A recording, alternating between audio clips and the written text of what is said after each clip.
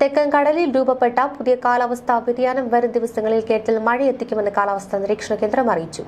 നിലവിൽ കടലിൽ ചുറ്റിത്തിരിയുന്ന ഈ സിസ്റ്റം കരയിലേക്ക് പ്രവേശിക്കാതെ സമുദ്രത്തിൽ വെച്ച് തന്നെ ശക്തി കുറഞ്ഞ് ഇല്ലാതാകുവാനാണ് സാധ്യതയെങ്കിലും ഇതിന്റെ ഫലമായി സംസ്ഥാനത്തുടനീളം മഴ ലഭിച്ചേക്കും. കഴിഞ്ഞ ചൊവ്വാഴ്ച മുതൽ തന്നെ വയനാട് ഉൾപ്പെടെയുള്ള മലയോര ജില്ലകളിൽ ഇടിമിന്നലോടുകൂടിയ മഴ ആരംഭിച്ചിട്ടുണ്ട്.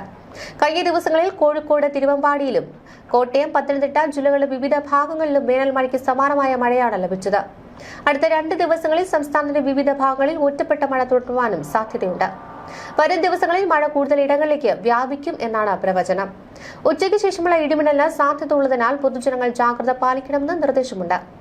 നിലവിൽ ശ്രീലങ്കയ്ക്ക് തെക്ക് കിഴക്കായി നിലകൊള്ളുന്ന വെതർ സിസ്റ്റത്തിന് പുറമെ മറ്റൊരു വെതർ സിസ്റ്റം കൂടി ഇന്തോനേഷ്യയിലെ ബാൻഡെ ആച്ചേന് സമീപം ഉടൻ രൂപപ്പെടും.